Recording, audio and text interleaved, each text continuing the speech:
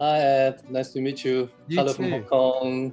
Thanks so much for having me. Wow, what a big year to restart your new song, Bad Habits. I just listened 15 minutes ago.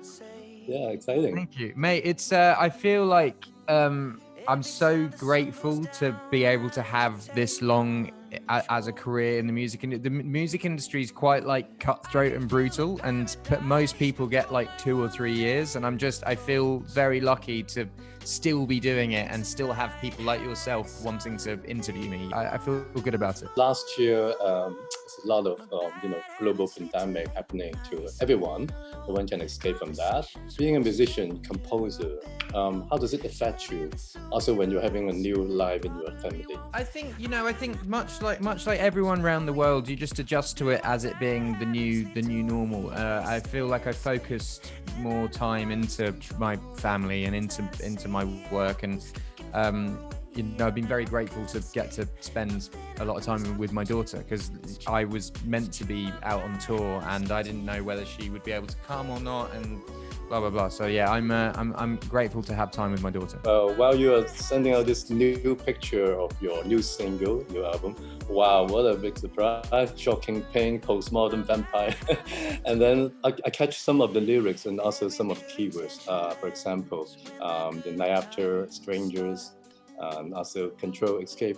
Are you exploring our alter ego or trying to search in this new world? I feel like for me, I mean, in the video, the reason that the vampire is my alter ego is I feel like as a person in life, I kind of try and live quite a wholesome, good life, right? And then it comes to Friday night and the first bad habit starts. You'll have your first beer, and then it just snowballs. The beers lead to tequilas, which leads to wine, which leads to smoking, which leads to like fast food, which means to going to bed at 5 a.m. And like you become someone that you don't think that you are Friday afternoon, and as soon as Friday night hits, you're like a completely different person. You always surprise people. Just a while ago, you come out on the media with a band, not solo. Yeah. And with some new look and stuff, do you have this kind of just coming out natural, or just yeah, I feel like I was trying out the band thing, and I'm enjoying it. I'm getting to play with like friends of mine that I've known for like 10 years, and it's been good. It's been good. I still love playing with the loop pedal, so I'm 50-50 on whether I'll just do band or just do loop pedal. I always want to do something that's a little bit different than the last thing I've done. Yeah, you explore into all different worlds. Like for example, you did the visual art, right? You have your art. Yeah, actually, the charity. Yeah, that's right there. Yeah, for your home county, right? The Suffolk Cancer Charity. Yeah, I did. It was Yeah. How long does it take to finish this painting? I'm actually painting the album cover now. It takes about like a month. It's like a layer, and then you wait a day, and then another layer, and then you wait a day. So today I did white, and tomorrow I'm going to do black, and then I'm going to do red, and then you do turquoise, and you just like layer it up very slowly. Yeah, of course you already have a lot of talent shown to the world, but still a lot of hidden gems, and I'd like to share some of your creative ideas and also the philosophies to first young talents, in terms of a lot of young people like to do musicals or young theater like in your teenage years. How would you say how fun or how fruitful that those embryonic period to a young person?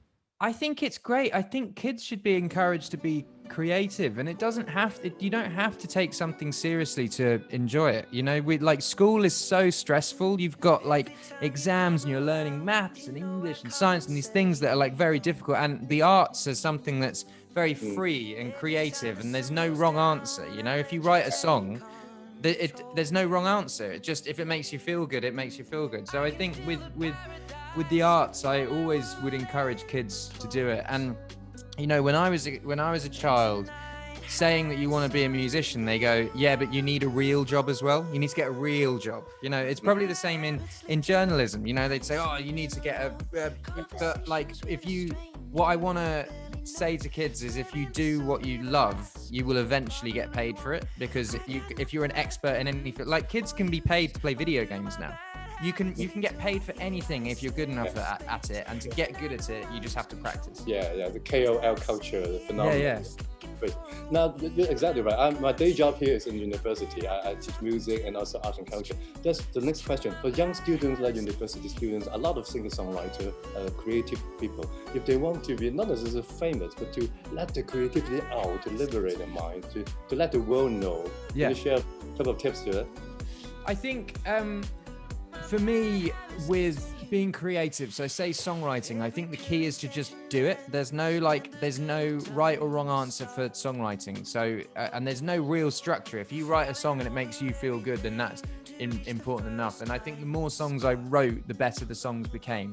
So if you listen to a song when I was 14 years old compared to a song when I was 18 years old, there's a really stark difference, but there's a massive difference between 18 and 22 and 22 and 28, and like they just get better and better. So if you're thinking of starting to write a song and you're nervous about it because you don't want it to be good, like that's the whole point. You need it to be shit to begin with. You need to write a bad song, and then that leads to the next song, which is less bad, and the next song is less bad, and then they start getting good songs, and then they start getting great songs, and they start getting better and better and better. So don't be afraid to fail.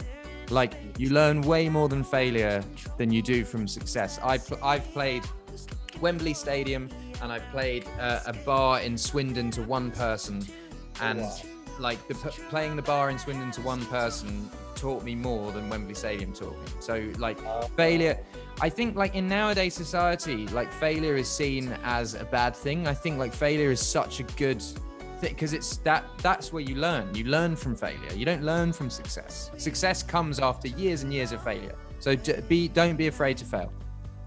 Wow, masterclass. Thank you for this. What is music to you like today?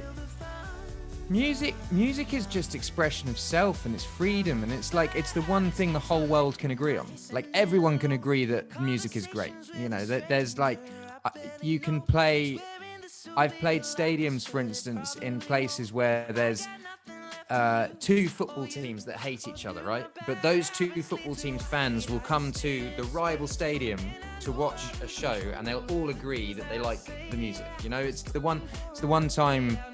I just think music brings people together, and it's fantastic. Hey, I'm Ed Sheeran. This is Chi Chong's Choice on 903. Everyone in Hong Kong, stay healthy, and I'll see you soon. Last time I was in Hong Kong, I had to cancel a show because of bad weather, and I promised that I'd come back, and we never ended up coming back because there was lots of, obviously the pandemic happened and stuff. So I promise you that when I'm next back, we will make it good, and I will redo that show for everyone that came. And yeah, I will make sure I make good on that promise. I love you guys. I love you. Thank you. Ed. My bad habits lead to late nights, sitting alone, conversations with a stranger.